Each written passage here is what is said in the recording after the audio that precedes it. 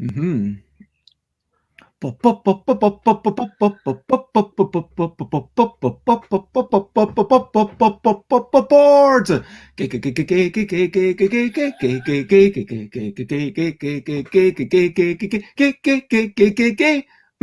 Board games, board games. It's what we're talking about. Board games, board games. What? Oops, I've got some person. I've got another window open with myself, and it's really confusing for a moment. But let me start again. Board games, it's what we're talking about. Board games, I'm not gonna shout. I am starting off this morning with a little bit of singing, and here in front of us is Hywel, who runs a board game cafe on a bus. And their name is, once again, it's Hywel. And I know them rather well, but that doesn't rhyme with Hywel. Board games, I'm not going to shout. Board games, it's what we're talking about. Hey! Hey, you didn't warn me there was going to be theme music. That was excellent. So I do have to. This is really infuriating. Oh, here we go. That I unfortunately had a YouTube link of myself, so I was hearing myself come up, and that was the most confusing thing. Good morning, Will Cook. It is, as always, lovely to see you. People are welcome to dance and sing if they choose, or not dance and sing if they choose not. It is entirely up to them. And we've got a bit of love for your bus cafe. And yeah, I think that Will Cook came over from Germany, and I think I actually recommended Cakes and Ladders to them. Amazing. Well, thanks for spreading the word, Bez. And Alan Oughton says, good morning, because I am Bez. This is in the UK breakfast time, or, you know, in Germany, it's kind of breakfast time. I mean, 11 o'clock, kind of breakfast. Brunch time, right? Okay.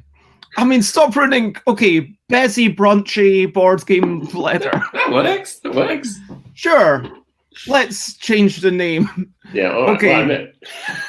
Well, you know what? Just for you, Will Cook, we're going to change this, and it's going to be the Bezzy, brunchy, board game leather. And today we've got HYWEL Sedgwick from Cakes and Ladders. Am I pronouncing your name correctly? You are pronouncing it impeccably. I'm very impressed. Excellent. And there's going to be info down below. And yeah, it's a lovely thing to see you. Just to give a bit of background, I think we met at Royal Festival Hall, which is now sadly closed, where we do Friday daytime playtest, where we used to do Friday daytime playtesting before times of pandemic. And Ruth and Hywel came over. They were interested in learning a bit more about board games, thinking about doing a board game cafe, and are so lovely. They helped with the rules testing of many of the games in the L deck in the Wibble Plus Deluxe edition of that. Mm-hmm. And yeah, it's lovely place, and it's been lovely to have you around, and I hope that things can get back to some sense of normality and goodness. Let's call it a new state of happy being, if you know what I mean. Yeah, I think it feels like we're getting there slowly but surely. Now, like always, we have a few regular features, and I'm going to start off by asking you about brilliant things. What's a little thing that is brilliant? I feel like you should have briefed me on the musical interludes. I could have joined in more effectively. So this is just my brilliant thing, right? Okay. So I'm going to say bread. Oh, okay, bread, yep. Is that controversial? I don't know, maybe. I mean, I'm down with bread. I have to admit, I prefer rice and pasta myself. I don't actually have bread too often, but I do like a bit of a seeded loaf, like something granary. Do you know what I mean? Hey, I know exactly what you mean. You're talking my language. But no, I think, like many people with a bit more time on my hands, I've been doing bits of baking here and there. And I think there's just something very, I don't know, something very magical about bread when you make it yourself, and it's just so simple. So few things, just these things you have around the house, and you can suddenly create this kind of warm, wholesome food that can feed you, whoever else is around, and it just, you know, goes with everything. You put anything on it, just brilliant. And yeah, so I think bread is a brilliant thing. I know that someone a while back said, "Oh yeah, bread and butter, that is like one of, it deserves a lot more respect." Like the simple things, so just true. Appreciate bread and butter. And you must have been for a meal sometimes, right? Where like the bread is actually the highlight. You just have that bit of bread at the beginning. Yeah, that's me. Freshly baked bread is amazing, and even like, you know, if whatever bread you have, whatever you're eating, savor the taste of it. So yeah, bread. And good morning, Aquasulis. So let's talk about our recent highlights. So recent highlights, listening to music and seeing the sides, recent highlights. I had a lovely time with Chris and McCall yesterday. I went over. We did not play our legacy game. We've kind of decided to stop that because like we hadn't actually started a campaign. We'd been doing the prologue and we were like, yeah, there's 3 of us who really want to do it. Everyone else we're not sure about. And even though everyone's living together, it's like sometimes people are feeling a bit down or feeling not able to do it, or they've just got really weird sleep cycles. But then meeting up with people and saying, okay, instead of that, let's just hang out and let's go for a walk. Like a bit of a distance to walk, obviously, but heading out and just getting a bit of exercise, having a good chat. And sometimes that's what it's all about, making a bit of a connection. Yeah, no, absolutely. Do you have any recent highlights? So for me, actually, I had a really lovely time this weekend with my other business half, Ruth, who you know well. And so she and her husband, Will, were able to come round here to our flat, and we played some games out in the garden. And it was the first time we played games in real life for, you know, well, months since all of this. So that was like a really lovely moment, because obviously that's how Ruth and I first met, and it's something that, you know, we've always kind of bonded over. So yeah, that was a really lovely moment. That does sound really good. And talking about games, and people have been saying that bread is indeed brilliant. And recent highlights for people have been baking fruit loaves. And delicious. Will Cook loves to dump nice things into the breads, like herbs or spices or cheese or red onions sauteed in balsamico. These guys are taking it to the next level. I'm a basic bread kind of guy, but maybe I'll take some inspiration. But in the comments, feel free to share your recent highlights or your games you've been playing. But games. What have we been playing? What are their names? Games. I played a bit. I finished a game of Sushi Go on Board Game Arena. I'd not played it on Board Game Arena before. I'd played it in real life. Yeah, sure. It's actually quite an interesting one because I felt like I was a fairly quick player, but I was quite a bunch of the time the slowest player at the table. And so that meant, whoa, these people are really know what they're doing. They've clearly been playing this a lot, which clearly they had, because these are mainly people who, by laws of averages, if you open up a table to random people, you're more likely to get people who are there more often. Because if someone is there 100 times a day and someone else is there one time out of 100, I don't mean like, you know, whatever the thing is, you're more likely to get the people who are there more often. So you're more likely to end up playing against really accomplished people who really know what they're doing.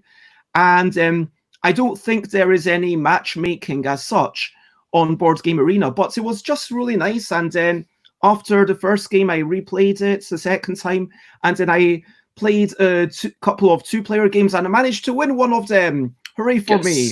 And well so done. Games we've been playing: Sushi Go, great, fun, simple pick and pass game. You've got the basic points like the nigiri, which is 1, 2, or 3 points. You've got the wasabi, which triples the points, which is just crazy if you can get it to work. You've got like the risk reward bit of the, okay, if you get 2 of these things, it's 5, or if you get 3 of these things, it's 10. But if you don't get 2 or 3, then it's 0. So do you push your luck? And you've got like the triangular numbers of the dumplings, and you've got the end game. There's a lot going on in just basic Sushi Go, and I think it's such a well-crafted game. Yeah, absolutely. I always like to think of it as a good gateway game for Seven Wonders, because if people can get their head around that whole idea of the kind of, pick and pass, kind of building up points, I'm like, okay, now let's try this, but with civilization building instead of sushi recipes. Nice. But yeah, it's I think sometimes the random board game arena table, it's almost like walking into like a pro poker situation when you're like, wait, so what's an ace is high or low? And they're just like, ruthlessly kind of taking you to the cleaners. But I tend to do board game arena with friends. So we're just in a kind of room together and on a Zoom link at the same time. And it's funny because we were saying how this is the first time we've seen each other not in a room. And it was sort of the same with some of my board game friends at first. And I'm now also finding, I'm not sure, did you say you played Sushi Go in real life? Or Yeah, I have. Okay. Because I'm finding I'm now playing and learning games on Board Game Arena. I've never played in real life. Yeah, so, same. I've learned Ponce del Diablo. I didn't finish a game yesterday, but I've played a few moves of this. Do you know this one? I know of it, but I've not played. I've seen it come up on the options. But no, I was introduced to Hanabi very recently by some friends on Board Game Arena, which is a game I've always been aware of. I think obviously we have on the bus at Cakes and Ladders somewhere, but I've never quite got round to, and I really loved it because it's it reminded me, obviously, a lot of those cooperative games, but then it's also got a lot of what makes things like the mind so fun, that kind of idea of almost trying to read each other's minds and kind of be in sync as a group, which actually when, you're all a bit removed from each other and trying to find a way to sort of bond and feel closer, it works really well, I think, for a game. So, and I think people were saying who'd played it a lot in real life that actually the online version had some significant advantages with the way you give, because you're creating this firework display, and the conceit is that you are holding your hand, as it were, out to the rest of the group, so everyone can see what you have and you can see what everyone else has. And you give each other clues as to what you should play and what you should discard to create this beautiful firework display successfully. And I think in the real game, you just have to try and keep track of who's told you what, and it can get a bit confusing, whereas the implementation on Board Game Arena just tags cards and says, okay, that's a 3 or whatever, and it actually takes a lot of the kind of tedious admin side of it out of it, which is quite handy. That does sound really cool, and Will Cook makes the point that it's harder to cheat. So that's very true, actually. Although I think you can do some pretty, a friend of mine did some pretty deep diving into the kind of complex rules, and there's a lot of kind of, conventions, they call it, of Hanabi. And so there's ways that you can like prod people, and the clues kind of have multiple layers, which it kind of starts blowing your mind when you're only just getting your head around the basic version. But I mean, I'm not down with that sort of thing, saying this one is just feels... I mean, honestly, the way that I cheat at Tanabe is purely because I can't help it. Because if someone draws something that they need, I'm excited, and people see that. And for me, curbing that's the one reason that I don't like Hanabi in real life. I'm not saying I don't like it overall, but it's the one negative I have about the game, that you need to curb your enthusiasm. And curbing your enthusiasm is not generally a fun thing to do. I mean, I guess that's something that you need to do somewhat in bluffing games, but at least in a bluffing game, maybe I mess up with my team, if I'm really bad at it, but if I'm obvious and I get excited, it's at least only messing me up. But then in Hanabi, if I see someone draw the blue 3, and that's exactly what we need, and then that's giving too much information. But to stop myself from doing that, it's not the most fun. And so at least online, I can make whatever noises I want and people won't know about it. So true, which applies to all online situations in many ways. But when we found, because it's very fun to discuss tactics and you find you naturally want to do that. Obviously, it's a team game, but you can't help but say like, oh, well, we obviously wouldn't draw anything from Bez right now. Or like, we can't really give Bez a clue.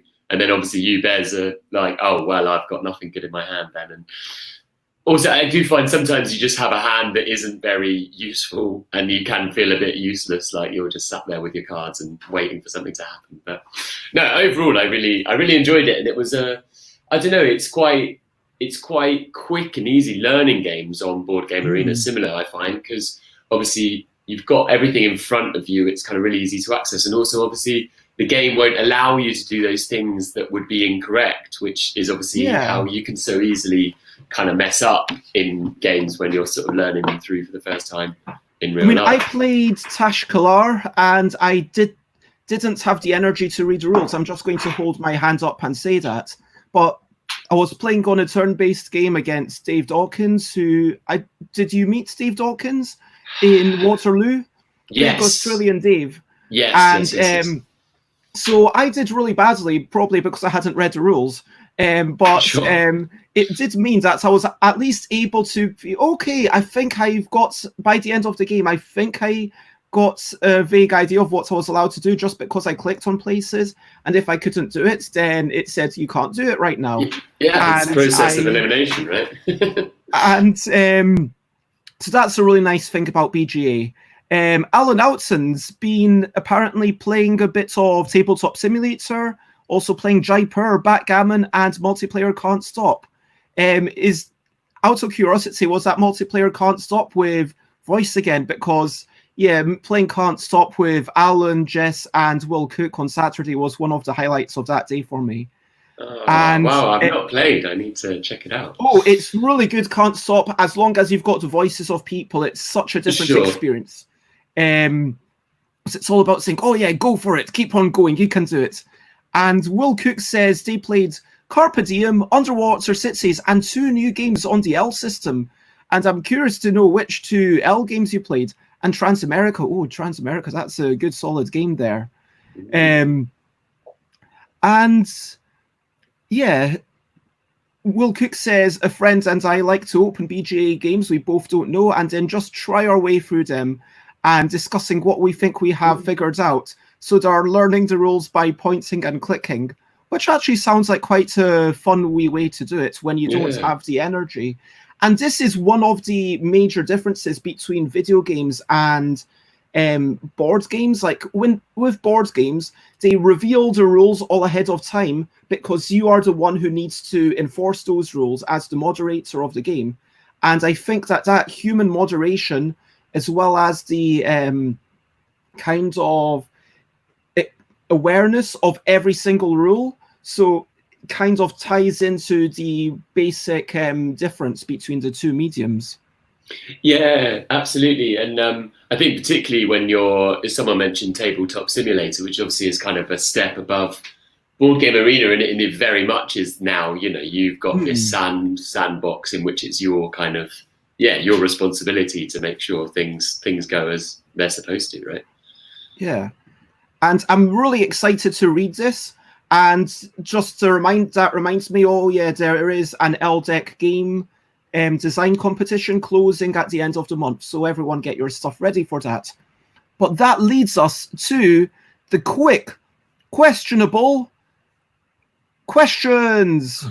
Did you have breakfast? Yes. What did you eat? Muesli. Iced coffee or hot tea? Iced coffee. What's a good thing to eat or drink whilst playing games? I'm going to say beer. Drinking beer. I'm down with that. Who's the last person that you spoke to in person? That would be my lovely wife, Lily, this morning. Do you live alone, the 2 of you? Well, us and the cat, if that counts. Okay. It totally counts. It always counts. I thought you'd count a cat. Books or podcasts? Oh, probably books, I guess. It's close though. Okay, what's the last book you read? I am reading a book called Where the Crawdads Sing, about like 50s Louisiana on the bayou, kind of romance stroke murder mystery. It's very good. Oh, so it's a work of fiction. It's not like a true travel. Yeah, it's a fictional kind of thing. Yeah. What's the last physical game that you played in real life? So that would be on the weekend with Ruth. We played the Snow White and the Seven Dwarfs gemstone mining game. Wow, I am unaware of this.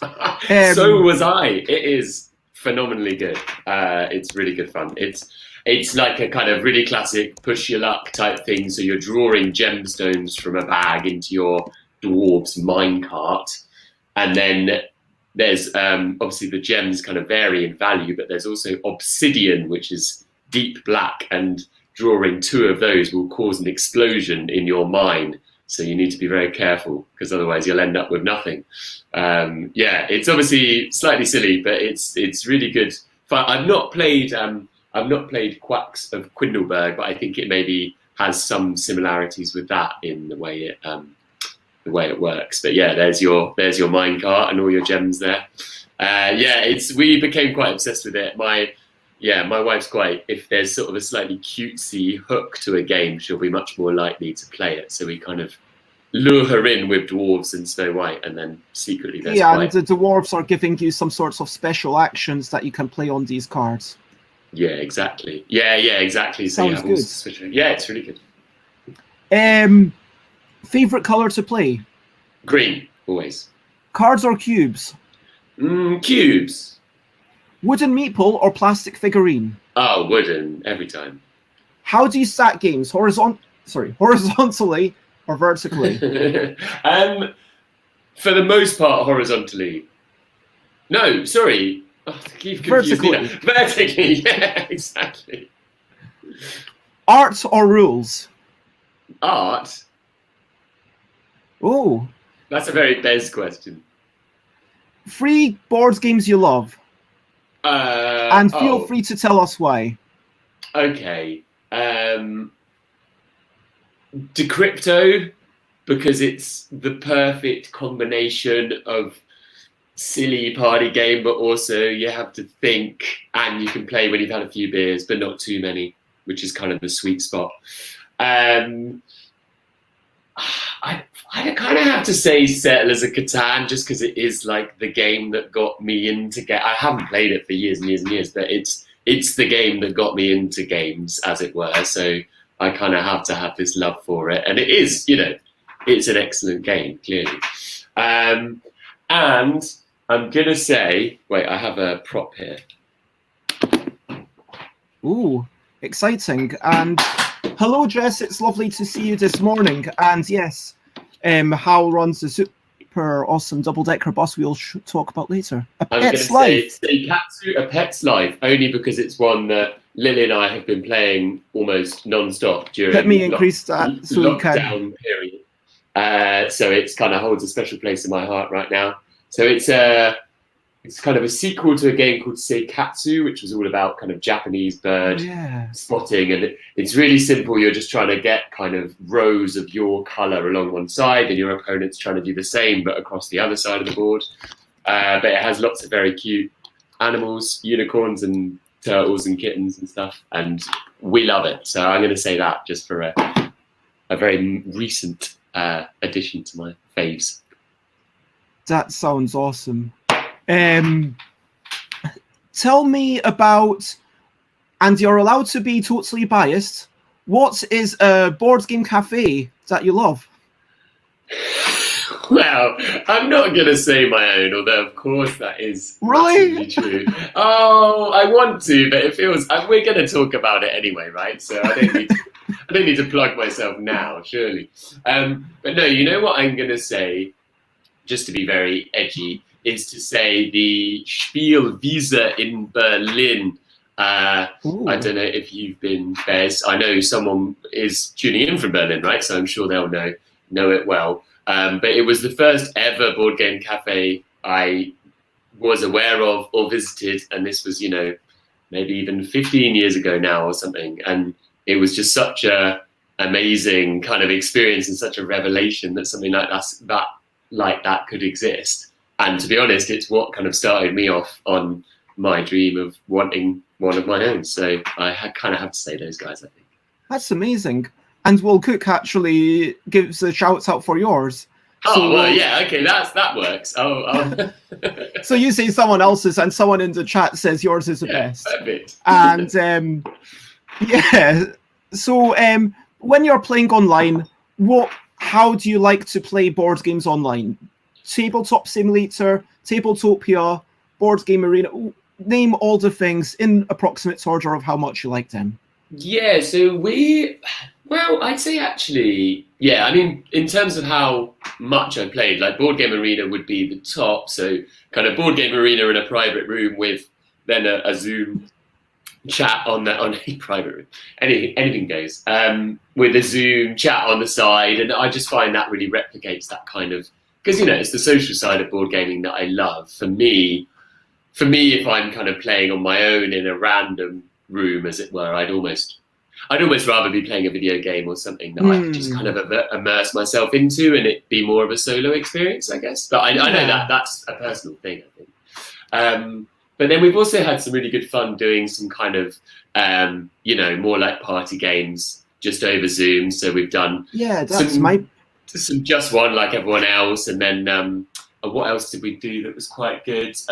Some of the big potato games, like the silly kind of head hackers and Colour Brain and stuff like that works quite nicely. And things like that are really good. And it's just, it's like playing parlour games at a party, basically. But it works really nicely if everyone just needs a bit of pen and paper or whatever. So those have been the two main ways. Obviously, I'm lucky that I have a board game companion at home as well, so able to do a bit of that. And then obviously as things are easing, we're sort of slightly able to do things in real life again now, which is quite exciting. We've got some talk in the chat of wanting to get you to go on a road trip with the bus to Thailand. Yes, please. I do have some bad news for everyone in the chat that Cakes and Ladders is not a mobile board game cafe. The secret's out. Oh no. It is in a double-decker bus, but the bus is permanently parked. That is, I couldn't have said it better myself, Bez. You're such a good advocate for us. I love it. But yeah, this is sadly true. It does have an engine, but I very much doubt it would start. Oh, and Thailand's borders are closed. So, road trips off, guys. Sorry. Yeah. Maybe next year. And lots of love for stuff played via video chats, which I don't know why I didn't even think of that. We've been doing a lot of Giftable, which I can quickly bring up the thing. I don't know if you know this new L game by David Brain, which we've been having lots of fun with, and you can check it out on the Rules Google Drive. But that's the thing which I guess I should actually just post the link in the chat. But let's finish up as usual with a typical day in the life of Hywel 1 month ago, if you could. What are we on now? July, June. I guess 1 month ago we were just kind of opening back up for the first time since lockdown. It was kind of getting up and having my coffee and my muesli and then heading off to the bus to open up our little takeaway hatch and getting my coffee machine ready to go and preparing any board game rental orders that had come in overnight and generally getting ready to that's us selling board games a long time ago. Lovely stuff. So, and then, yeah, basically just a day on the bus. We're kind of working slightly reduced hours now, obviously not open so late in the evening and stuff. So yeah, we'd be selling coffee till 4 or 5ish, and then I'd be heading home, and not doing much else, I suppose, at that point. Kind of getting my daily exercise and spending some quality time with the cat and these kind of things. And yeah, well, depends on the day. I kind of particularly the last few months when things have been lacking a bit of structure and there's not been quite as much going on, I've kind of had a lot of quite solid routines. So Monday night's been the Disney film night, nice. Like anything on Disney Plus, basically. So Pixar or Disney or something silly with me and Lily, and then we're just in the middle of the Toy Story quadrilogy, actually. So we watched 2 last night, and we're going to try and watch 3 and 4 tonight, actually.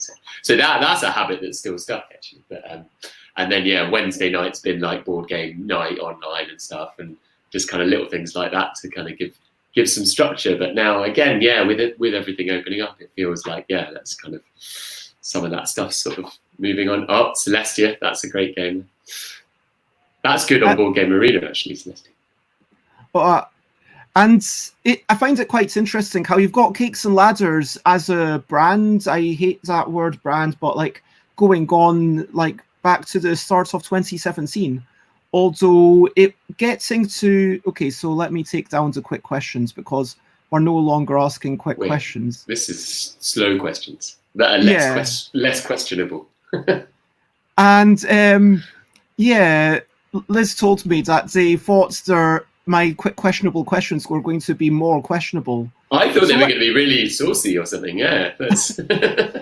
So let's talk about the start. How did you met Ruth? As everyone can go onto cakesandladders.co.uk, lovely website, and there's a little bit of a story down at the bottom, and there's Ruth and Hywel. And it says that you met at university where you studied African history? Yes, exactly. Which we both decided wasn't very relevant to board game cafe ownership, but I can't help but feel it makes me.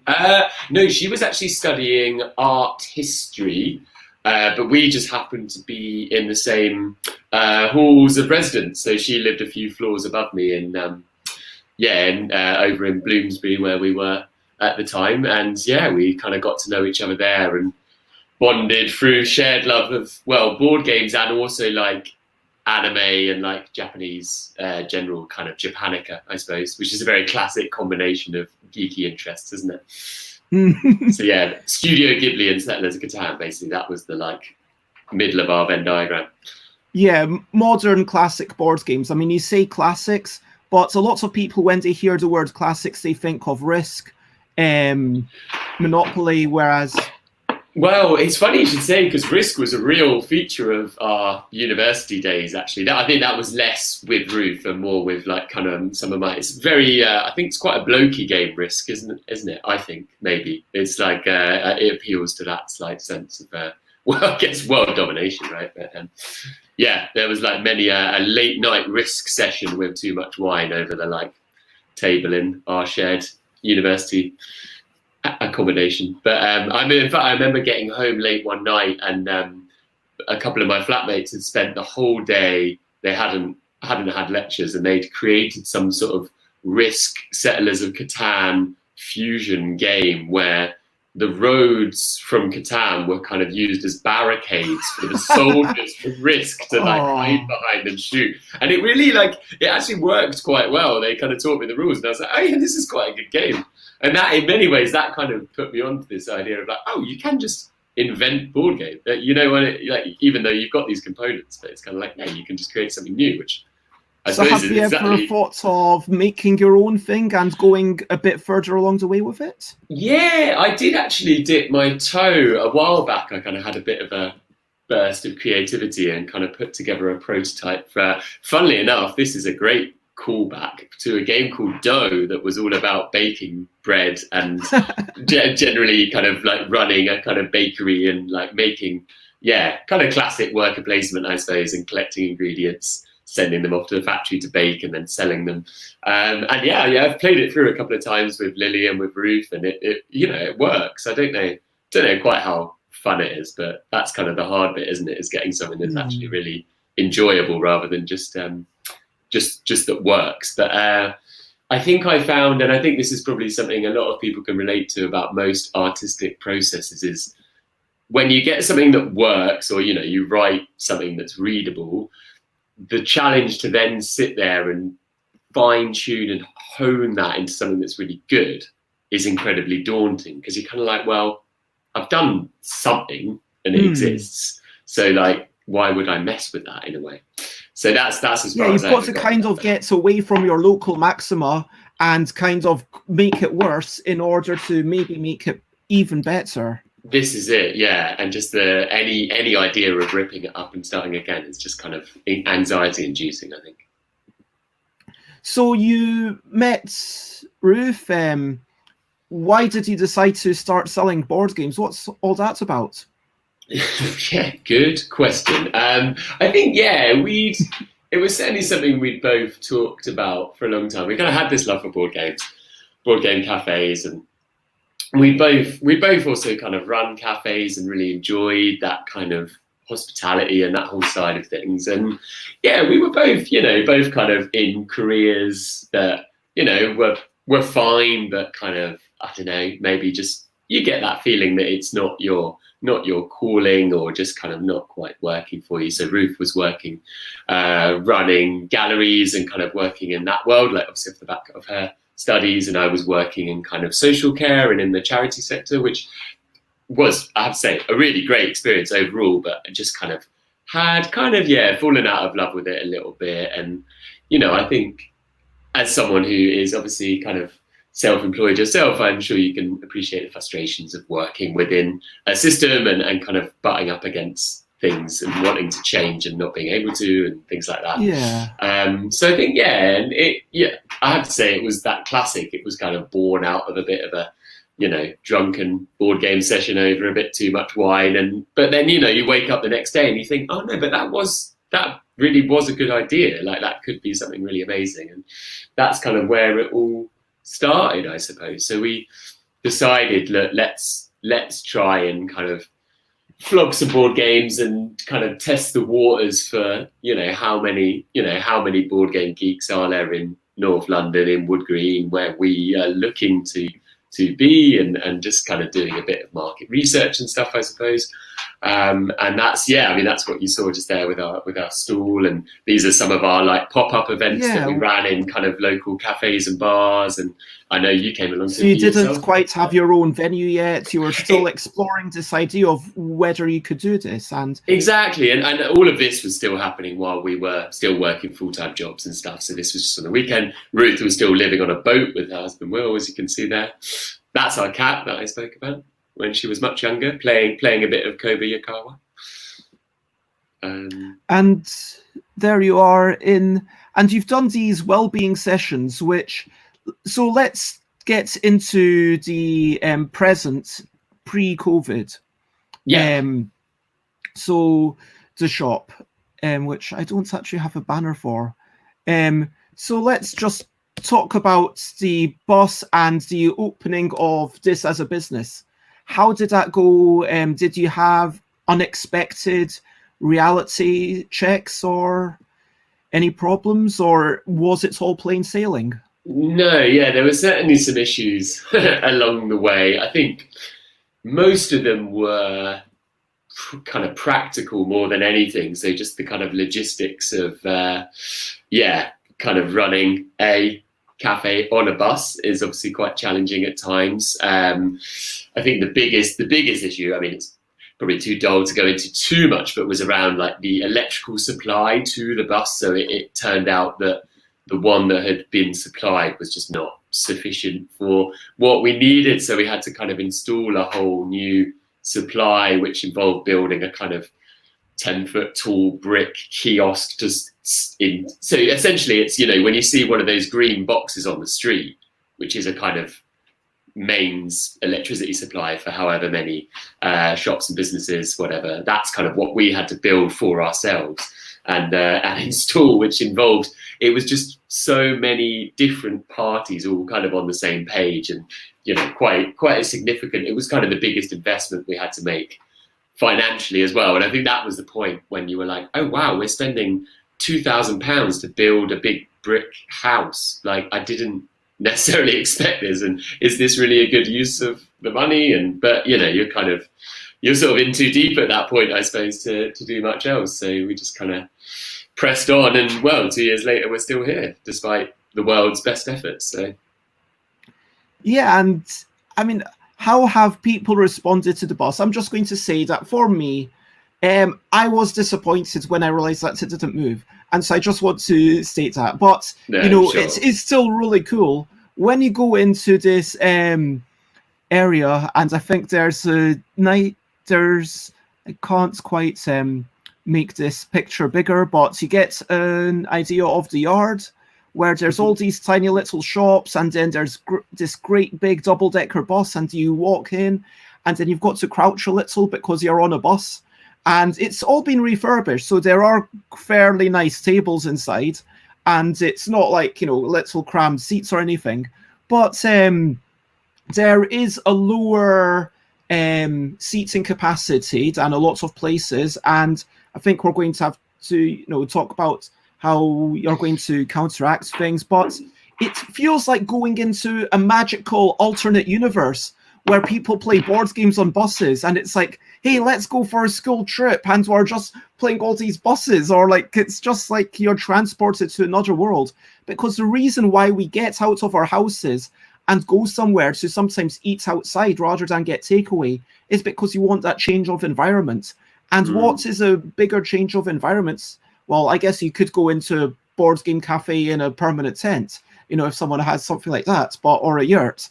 But I mean, going to a board game cafe on a bus is pretty dramatically different, and I just think that's rather brilliant.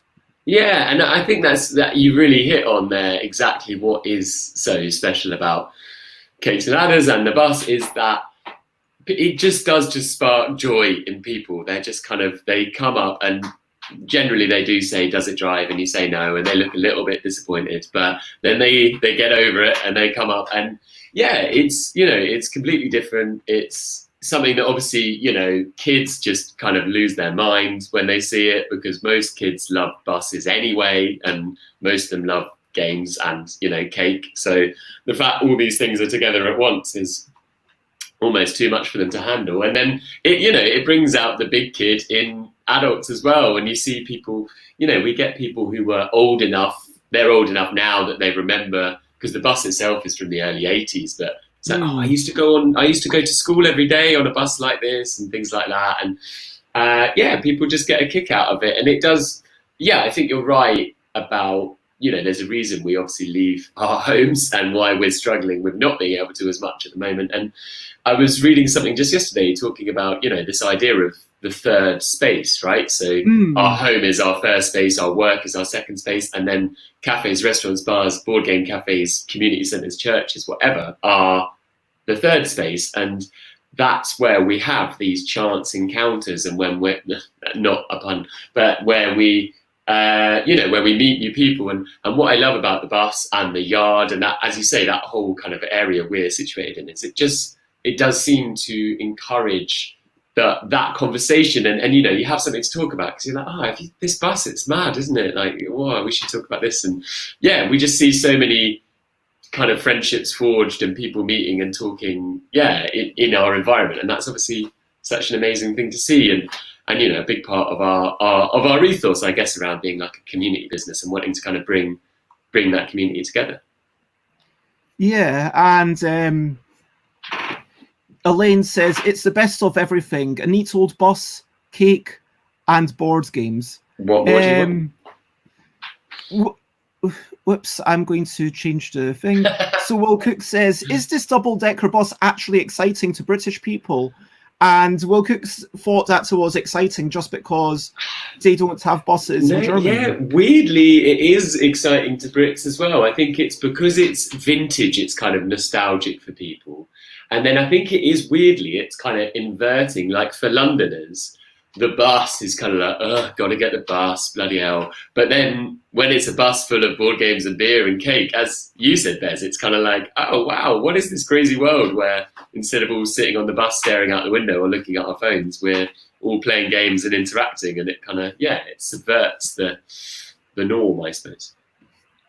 And as Aquasulus said, there's a lot of memories. We saw us playing together. Actually, one of them was a traditional cards game. I saw myself in one of the photos, and there was Yogi. And yes, Jess, as I said at the start, we did meet at Waterloo. We've spent a lot of time together, and Ruth and Hywel have both been to my house. I haven't been to either of their houses, though. What's up with that? This whole thing was just to put me on the spot about this, wasn't it? Oh my god! As soon as it's legal, Bez, you're coming over. Don't worry, we'll do more games in the garden. It's perfect.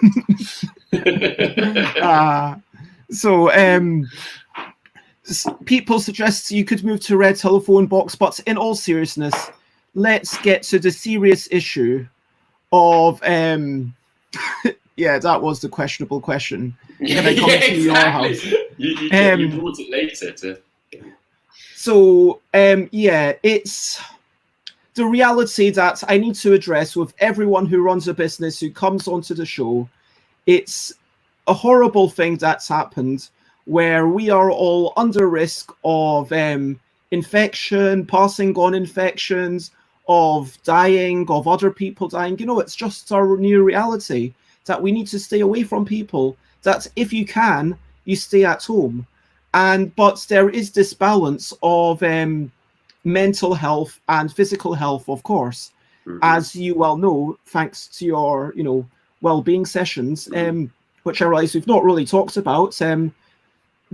Maybe remind me to talk about them at the end, please. Yeah, we'll do, So can you talk about how the closure affected you?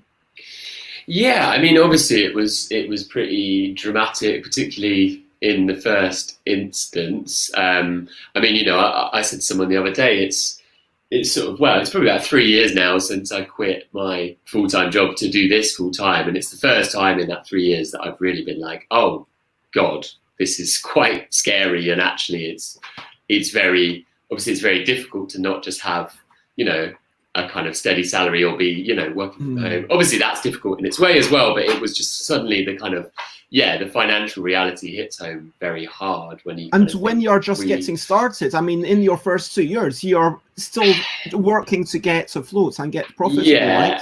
And I think that's what's been so frustrating for us, is we felt like we were really on the cusp of making it work. Like it had been our second year had been really kind of up on the year before really growing, and we were just coming into what was looking to be like a really kind of nice busy summer. We had loads of events booked in. The summers, it's interesting because for a lot of businesses, particularly kind of hospitality, summer can be quite a low period, especially if you haven't got outdoor space. Lots of people go on holiday, people wanting to be out in parks and in nature more. But for us, because of all our outdoor space, it was really our best time.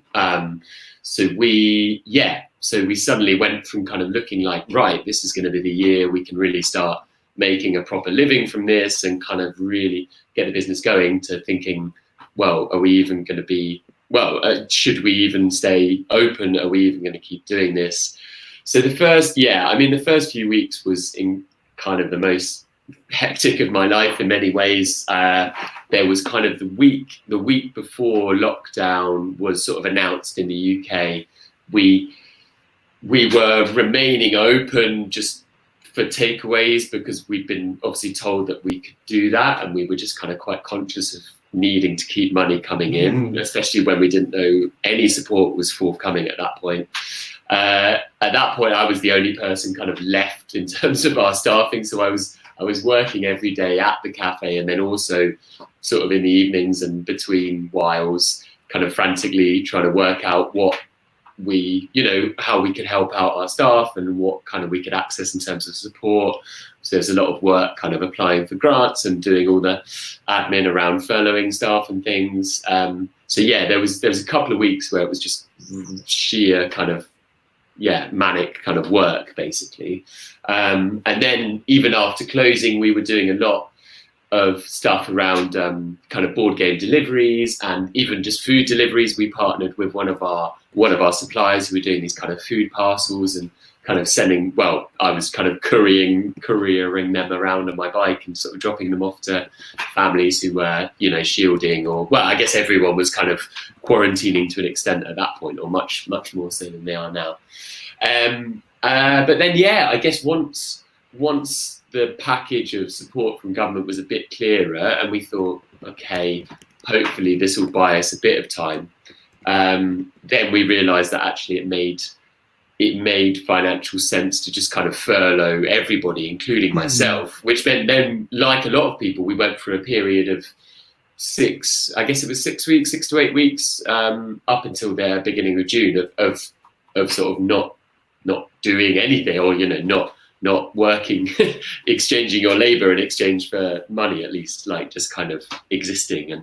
And so, it went from very, like, the most hectic period of my life to almost the most relaxed, if only with all this stuff kind of above your head the whole time, you know. But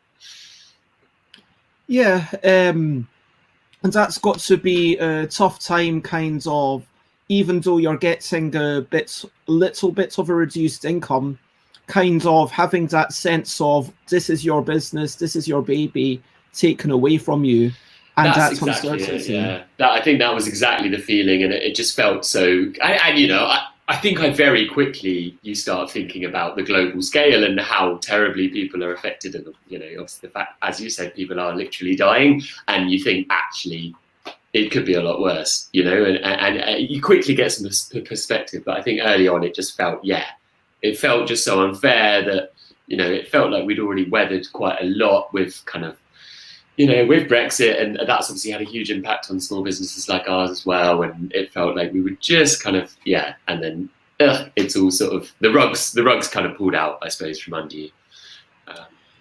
But you are moving towards a different world.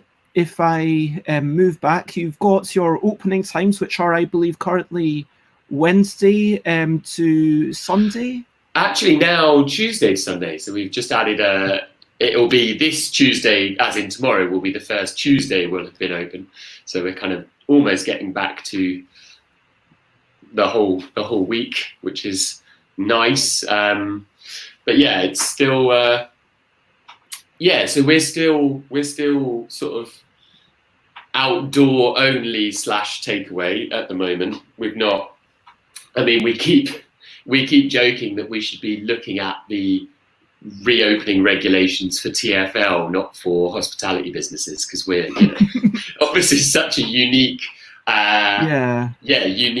premises, which as you touched on earlier, but, you know, our seating is all kind of bolted to the ground and all very close together, and we kind of couldn't, you know, there's only one way in and out that's about this narrow, as you can see from the entrance there. So we kind of couldn't be worse suited to a pandemic situation, I think, in some ways, in terms of our inside space. But luckily, I mean, if you let people in, it feels like you'd have to do every other table, like maybe in diagonal tables or where people sit or something. But I mean, then the problem is if someone wants to go to the toilet, everyone else has to like leave first and then let them.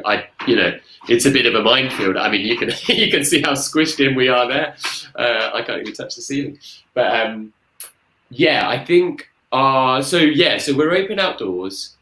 We had our first al fresco board gamers this weekend, which was exciting, and I've kind of put together a selection of outdoor friendly games, so kind of tiles and things like obviously Azul and Hive and things like that with big chunky tiles are ideal. But I think at the moment we're saying, look, if you can handle the slight annoyance of cards being swept off the table by a gust of wind, then we're happy for you to give it a go, and we're not being too precious about our, the quality of our cards or anything. But we're also. I hope you've got Yogi out there as well. I don't know if you saw Nick Smith of Ludicrous was able to put it through a high pressure dishwasher. That is hilarious, and we will be trying that as well. Yes, I believe Yogi has made the cut in terms of our outdoor selection. Do you have the new one, Yogi Guru? No. Why have we not been given this?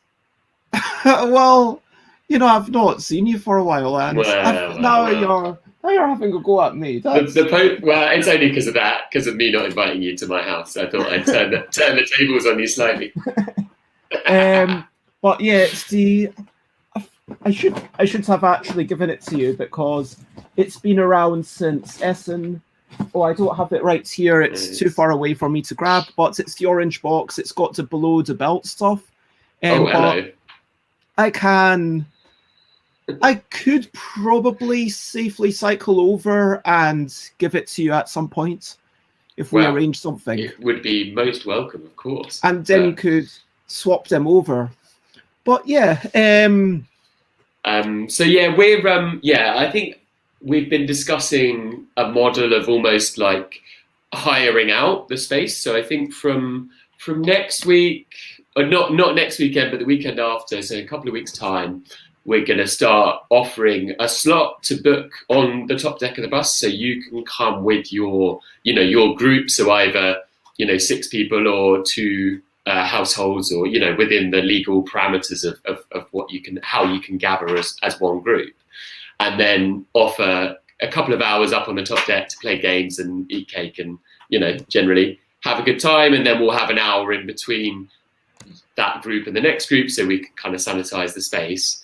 So that way we can at least use the space to some degree, if not as much as we ordinarily would. And then I think hopefully for the summer, the weather works our way, we should be able to kind of just about subsist with a combination of that and using our outdoor space. And then I guess like everyone, we're sort of taking each day as it comes, or at least every week as it comes for the moment. But we're hopefully thinking towards September time, things have maybe eased that bit more, maybe. But it's for anyone to say. And I think our priority is always going to be, people's safety and making sure we've got an environment that's going to be safe for the customer. And at the moment, we just don't feel we can do that by opening up our inside to anybody to come along. So.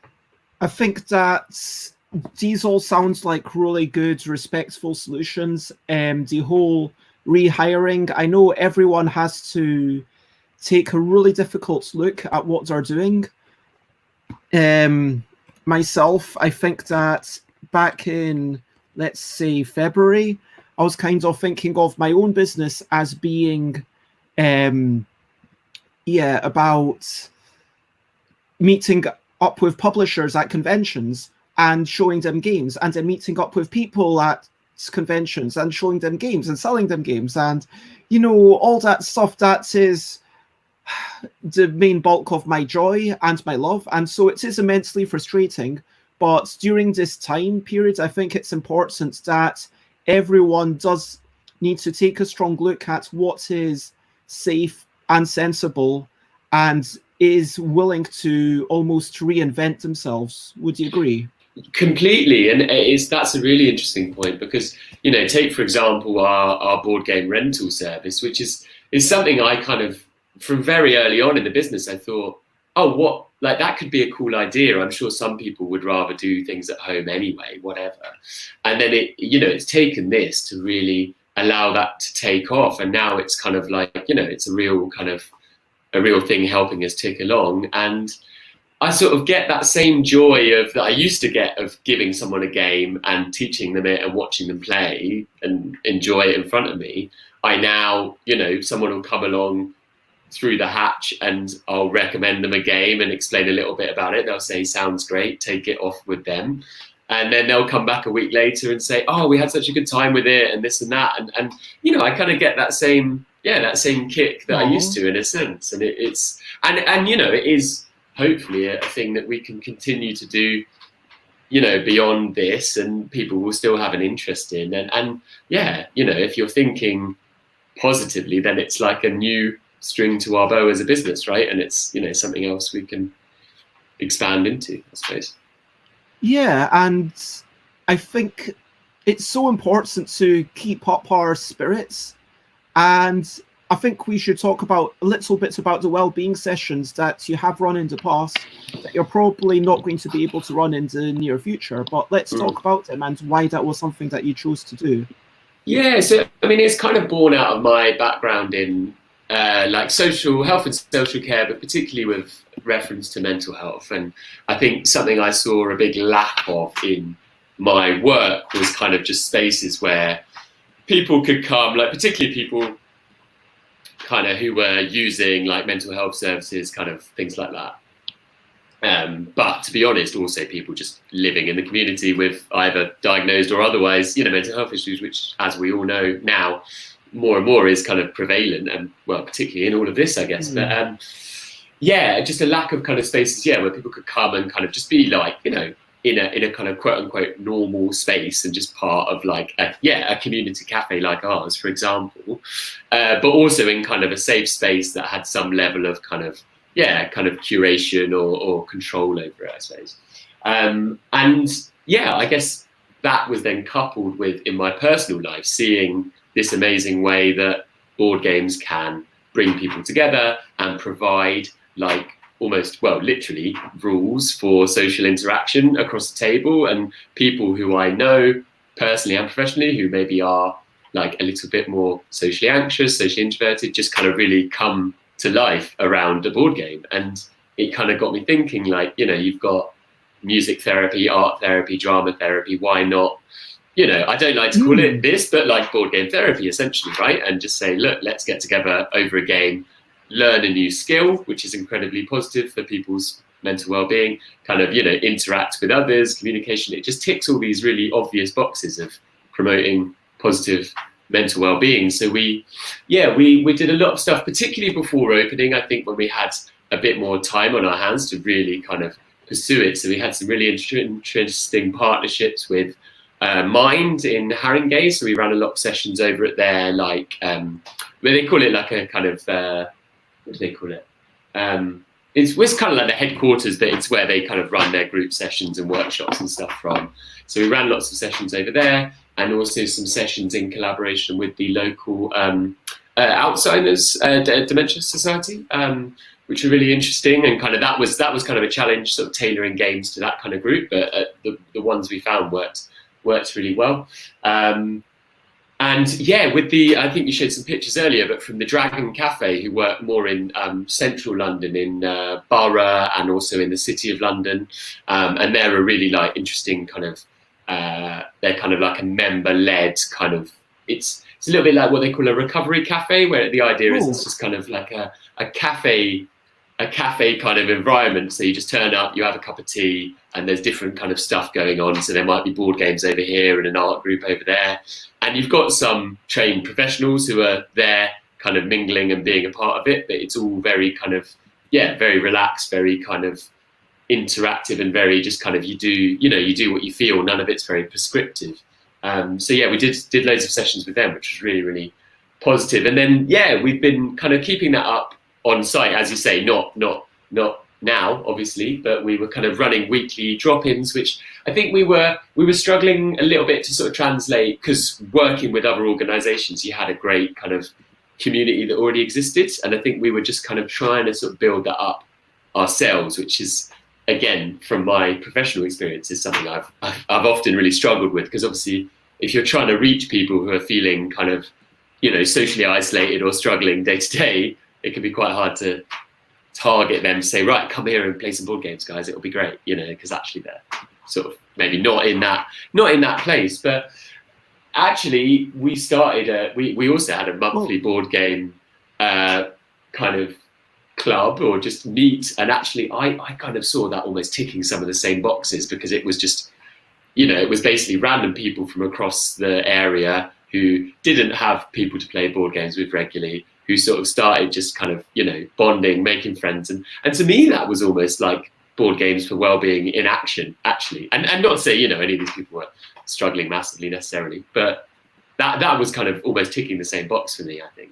And it's just creating that space where people can feel safe and included, and when you talked about having other people that you were working with previously made it a more successful weekly events or whatever that you were doing, had you considered maybe working with other people for the sake of, your weekly well-being sessions? Yeah, I think absolutely. I think to be honest, the sad reality is that like the pressing financial concerns of kind of staying afloat as a new business kind of took precedence over it's definitely something I'd love to sort of commit more time to. We were at one point kind of applying for bits of funding here and there to try and kind of do something that we could fund and therefore kind of commit a lot more time to and stuff, which is something I'd still really love to do. And actually probably now is almost a perfect time to do it in some ways, because I think there is going to be a lot of talk about, mental well-being off the back of obviously all of this and kind of this shared trauma we've basically all gone through. And so it might be that the time's ripe to kind of, obviously a bit further down the line when things are a little safer for us all to get together again, to kind of rekindle that and sort of try and relaunch that a bit. And as you say, kind of drawing on some of those partnerships, which is still very much a going concern, but just have kind of taken a bit of a side. What's the word? Yeah. So we've got a little bit of excitement for Blood on the Clock Tower, quality game.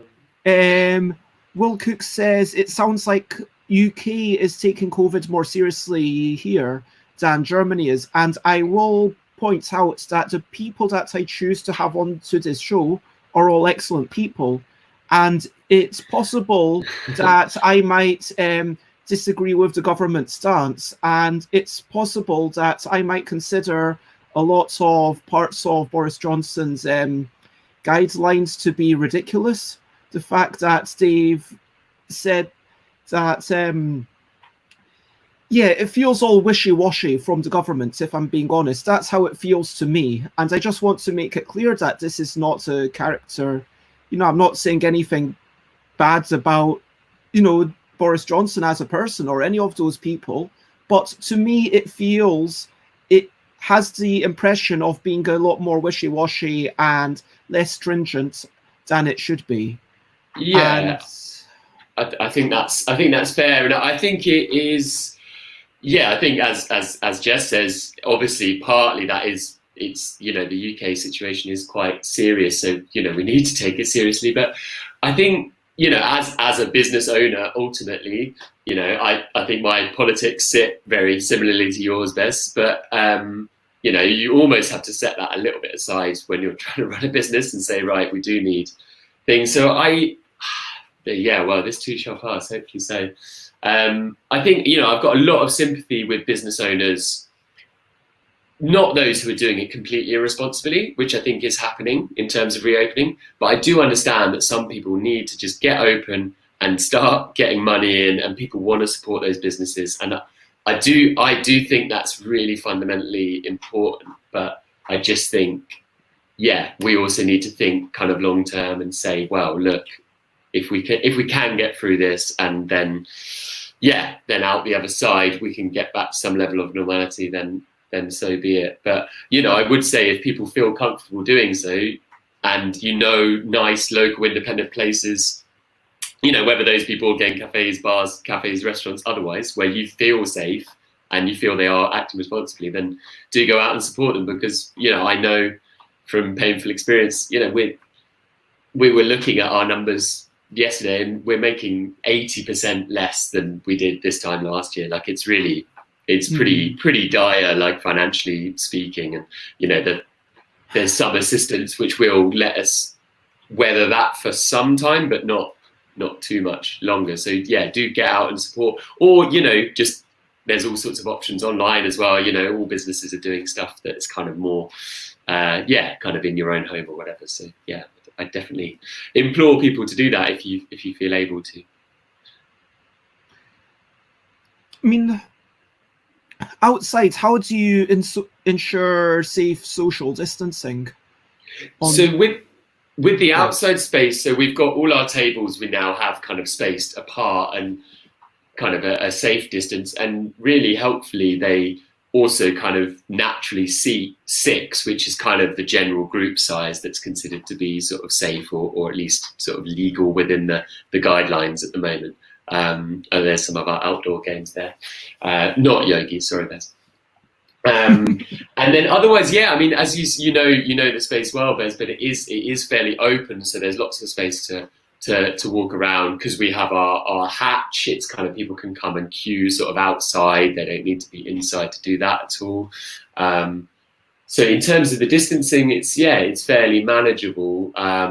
For us, the key kind of issues are just making sure that our kind of toilets, bathroom, which we've now managed to reopen, are just kind of clean and sanitized, and people have, all the stuff they need to make sure they can use those safely. And just on our side of things as well, making sure staff and, myself, people kind of serving, are also, being very conscious of hygiene and all the guidelines. I mean, we were before this. It's always really hard to say. It's like, staff are now washing their hands, as if that's something that wasn't happening before, which of course it was. But obviously we're taking extra pains around that kind of thing as well. And for now, we're still, I feel like it's maybe set the kind of zero waste movement back about 100 years, this whole thing. But we're still mostly using kind of takeaway products, all of which are compostable and made of vegetables, I would like to point out. But I do.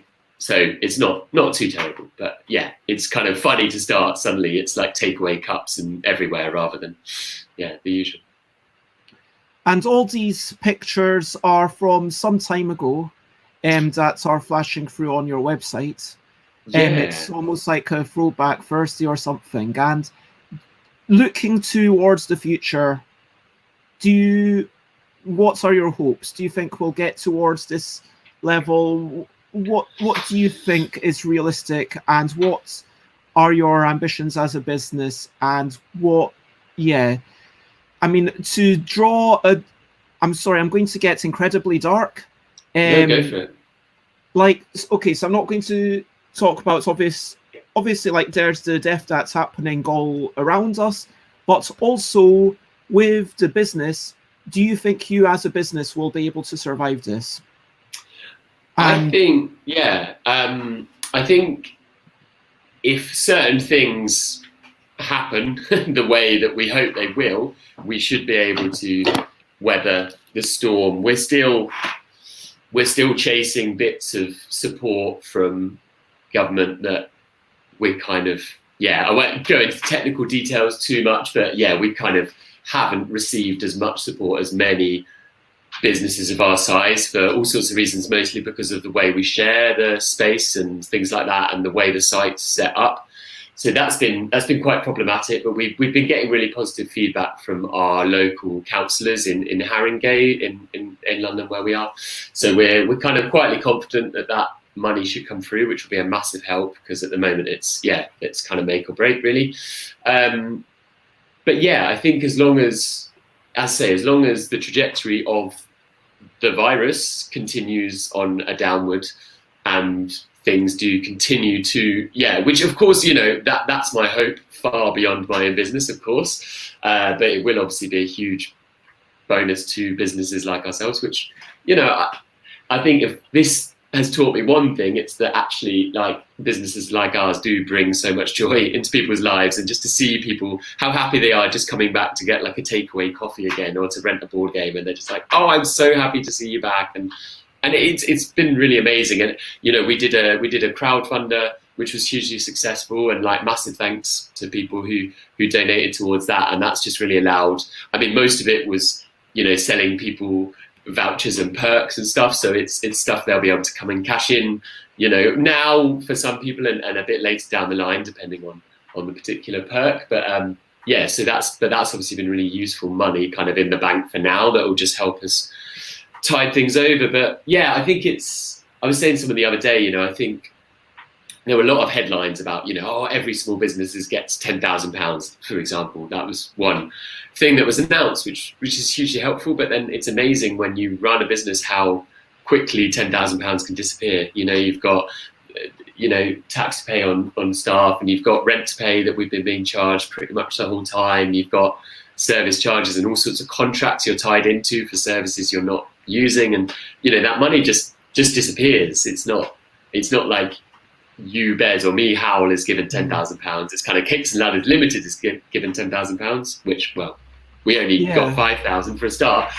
But as I say, that's a long story. But it's amazing how quickly it disappears. But I'd say if we can get reopened, I think we're feeling cautiously optimistic in terms of being able to weather the storm. And then it's just a case of how long it's going to take us to build back up to the kind of level we were at, and whether public appetite will have been just irrevocably affected for coming and spending a prolonged period of time in quite a small space, touching lots of things that other people have touched quite recently. I think that's the problem. Our business model is, our premises and our business model are very anti-COVID friendly. So, and I think, it's what you said, the people you speak to are nice, responsible people for the most part, and so are our customers. So they're not the ones who are going to be like, right, let's get down to the board game cafe and just, fuck it. I'm sure we'll be, sorry, I'm not sure we're allowed to swear.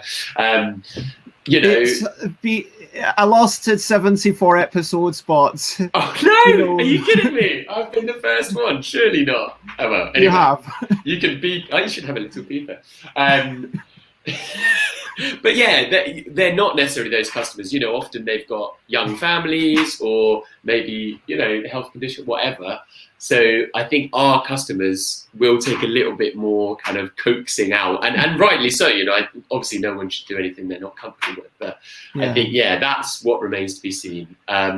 So we've had our contract on the site, and the bus would have been ending in September 2021, but we've just been told that that's going to be extended by at least another year, maybe even more. So that's kind of given us a bit more time to think. So yeah, we're committing to at least sort of September 2022. We're still hopefully going to be there on the bus with coffee and board games and cake. And yeah, hopefully that's where we're at. And that's all we can really hope for at this point, I think. Yeah, we've had bits of a few comments. Hello, Yoshida. It's lovely to see you. And for those who don't know, Yoshida is going to be on the show on Wednesday, and I'm really looking forward to chatting to this Nigerian board game designer who uses games for teaching spelling and also talking about religion. No, did she?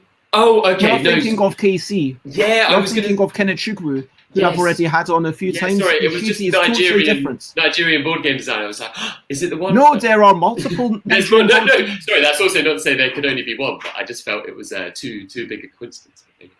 No, we got in touch through Casey actually. Oh, cool. But, so then Jess is talking about, risking a massive hike in deaths isn't worth it anywhere. You need to think about, first and foremost, about, the safety of people.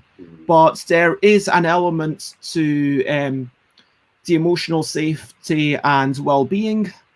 And I think that this has been a super lovely chat.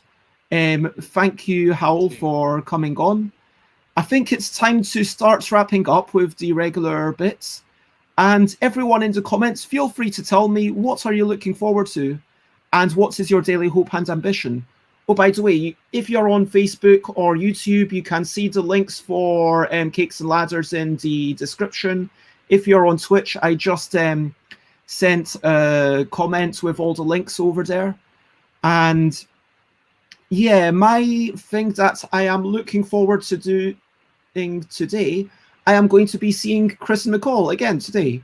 Really? I mean, we see each other like 3 or 4 times a week because, they are my kind of lockdown pals, although we still don't like shake hands or anything. We do the left elbow, right elbow, right elbow, left elbow, right foot, left foot, and then jazz hands. That's the way we greet each other. Is that like the official guidance now? I like that. I've seen a lot of I've seen a lot of very awkward elbow bumping. I feel like people haven't quite nailed it yet. They're sort of. Oh, you know me. I mean, sure I was pretty good at the high fives. You can imagine I'm going to be pretty good at elbowing people in the elbow. You were also a very good hugger, though, so I'm sure that's difficult for you to not be able to. Yeah, honestly, it has been. Yeah, it is sad, like not having that physical contact. And right now, like I'm taking the step of not hugging people that I live with because other people are starting to go to work, who are going to bars, who are, and you know, when other people you don't want to be big brother to what they're doing, if you know what I mean. Yeah, so for of course. That reason, it's like, okay, you know, the simplest thing is just to lower physical contact a little bit, make sure you wash your hands regularly, make sure that, yeah, if you are elbowing people, make sure that you shower regularly, because yeah, it's not just for getting rid of smells, it's also for getting rid of viri. I mean, genuinely, just give yourself a good scrub. But I'm looking forward to seeing Chris and McCall. That's me. What are you looking forward to, Hal? Well, you know what? I actually, very excitingly, am going on holiday on Friday. So not at all related to the business. In fact, the opposite. But I'm very excited about that. Lily and I are going with her dad, who's in our sort of bubble, and his dog down to the seaside for some days. So we're just going to go and swim in the sea and stuff, which I'm really looking forward to. So that's definitely my exciting thing for the week. Holiday. So is Ruth taking care of the bus for the while you're gallivanting? Yeah, we have Ruth. Ruth is actually, you wouldn't be necessarily aware of this because it's been so long, but Ruth is actually now 6 months pregnant or so. So we're expecting a Cakes and Ladders baby quite soon. So she's taking quite a big step back from the kind of front line of the business through all of this for obvious reasons. We've got a couple of staff to who we've just brought off furlough actually, because this month they've brought in the part-time furlough thing, so they can work some hours for us but get the rest of their wages topped up from HMRC. So that's really nice. And they're our first member of staff started back last weekend, and I've never seen anyone more excited to be at work. She was so happy to be somewhere that wasn't her house and like seeing me and like other people and some of our regulars. So yeah, it's really nice to see them back. So so we'll be handing it over to our trusted staff for the week while I splash around in the sea, and then I'll be back and there every day after that to make up for it. And Jess is looking forward to see corn on the cob. What a brilliantly specific. What do you mean by why? I don't know. What says it? Ties just why? I don't know what a why is. No. Oh, is that when you bow like that? Is that when you kind of do a dip and you bow your front body? And then we've got some love for hugs, and we'll cook it. Felt so good, yet left them feeling even more empty, which is really sad. Yeah. No, I know what he means. So I think it's it's a bit like we were saying about a lot of these online things. They're really lovely, and like chatting to you right now is really lovely. But then suddenly you're suddenly hit with the sadness of like, oh, but isn't it sad we're not in the same room, or we can't be in the same room, and it's kind of bittersweet, I suppose, in that way. For sure. And just for the record, we'll cook for board games. I should start using your. I'm going to either call you Uma or Xate. I will work hard to pronounce your pseudonym Xate. So it's Xate for Will Cook for board games. It's not actually a person called Will Cook, which would be amazing if there was a person called Will Cook, and then I thought, I'm going to call myself Will Cook for board games. Well, that's exactly what I assumed had happened. Okay, apparently I say it well. Yeah, I was quite impressed by that. I'm not sure I can make that. So anyway, that is things that we're looking forward to. Feel free to tell us what you're looking forward to, or indeed your daily hopes and ambitions. My daily hope and ambition today is to redo I'm just going to say my personal to-do list, my personal goal is to I am going to try and totally rewrite or copy and paste large chunks of the puzzle rule set, because currently it's in a format which I've lost access to because of computer problems. And I'm going to copy it across into a new InDesign document and integrate some feedback, and then try and get it out to new playtesters. That's my number one thing. And then that's basically my number one goal. I've also got secondary goals, which is that I meant to be doing a wee bit of help for UK Games Expo to get the spreadsheets up, and also to invite everyone for Bez Day. And so for 31st of July, 1st of August, and 2nd of August, everyone, I mean, you're probably going to be busy, Hywel, but you would be very welcome to come on for like literally half an hour. And we're going to be chatting about In a Bind, because it's the 5th year anniversary this year. No way. And also I'm inventing a new game called In a Bond, which is a crazy economic subversion of In a Bind, where some people play In a Bind and then their stocks and share price increases and increases until they collapse, and everyone else who isn't playing In a Bind is playing In a Bond, if you know what I mean. So it's like there's two games going on at once that feed into one another. Do you get what I mean? I get almost exactly what you mean. It sounds very Bez. I love it. And so, yeah, what is your daily hope or ambition? Well, mine are quite dull because this is just my day off today, so it's all very, very kind of just, as you say, to-do lists, etc. I need to go and take my bike to get fixed. My chain came off on the way home the other night, so that's kind of that's basically my lifeline in lockdown, is having my bike. So I need to go and get that sorted as soon as possible. And then, as I say, watching the rest of the Toy Story quadrilogy this evening. So Toy Stories 3 and 4. That's a big ambition for today, I think. Oh, and we've got Odin watching along, and who reminds us that the Dice and Ink. So as of Wednesday, you could be getting this, and if you pre-order it from me today, I will send it out tomorrow, which will probably arrive on Thursday. I'm just going to be honest, but within the UK. So, but that is your way to get it within UK, and if you're within USA or elsewhere in the world, Odin, feel free to share links or whatever. Oh, and they're also sticking Cat Pun stickers everywhere, so managed to get, so it's awesome. And Xate hopes that their knee will get better and they can walk. So at least they're looking forward to going to space. What do you mean by that? Is there something we don't know about? I'm confused, but maybe that's playing a board game wherein you go to space. I don't know. That was my guess, but maybe they are starting to do some commercial space flights, aren't they? So maybe. Okay, so you're traveling on Tabletop Simulator to head into space via the amazing stuff of Tabletop Simulator. Is that potentially terraforming Mars? And as always, if you have enjoyed this, then please let people know about it. Give it a thumb, like, follow, whatever is appropriate. And thank you very much, Jess, for kind of always sharing it in the mornings.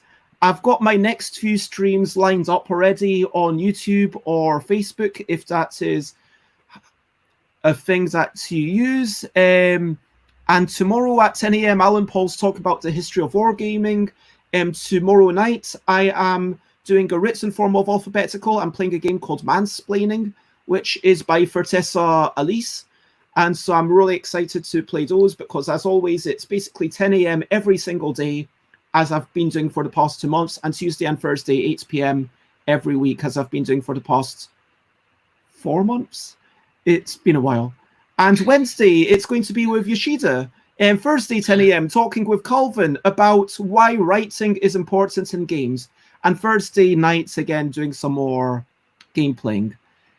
And if you want to follow me, stuffbybez.com, twitter.com/stuffbybez, instagram.com/stuffbybez, twitch.tv/stuffbybez, facebook.com/thingsbybez, stuffbybez@gmail.com. And yeah, do you have anything to say as a closing thing for everyone?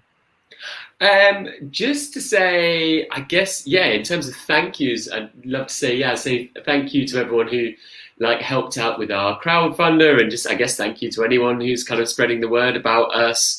It's kind of never more important than ever to have kind of the word out and spread the word. So yeah, if you can tell, particularly if North London peeps who might enjoy a board game rental or an outdoor board game sesh or just a nice place for tea and cake, then yeah, do recommend us and come visit, especially if the sun's shining.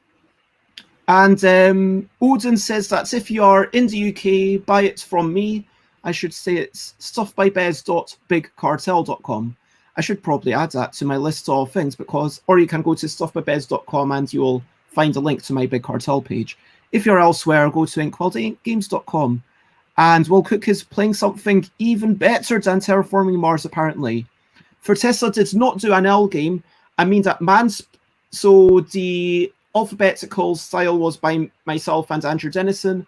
Fortessa's Elise made Mansplaining, which is a party game. And Xate is going to... Sorry, I paused there because trying to remember and prepare myself for the X. So Xate is going to be spreading the word. And amazing. As always, thank you everyone for watching. It's been lovely having you along. Elaine, Jess, Hywel, Xate, Aquasulis, just everyone, and Yoshida and Odin. It's been lovely having you. Most importantly, I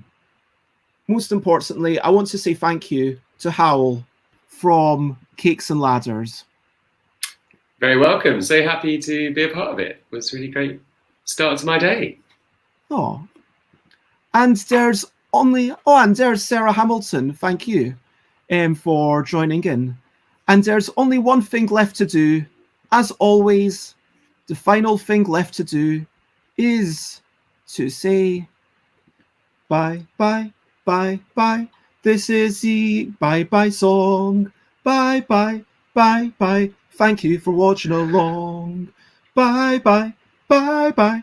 This is the end of the show. Bye, bye, bye, bye. And now it's time to go. Bye, bye, bye, bye. This is a goodbye song. Bye, bye, bye, bye. Thank you for watching along. Bye, bye, bye, bye. This is the end of the show. Bye, bye, bye, bye. And now it's time to go. Bye-bye, everybody. Bye.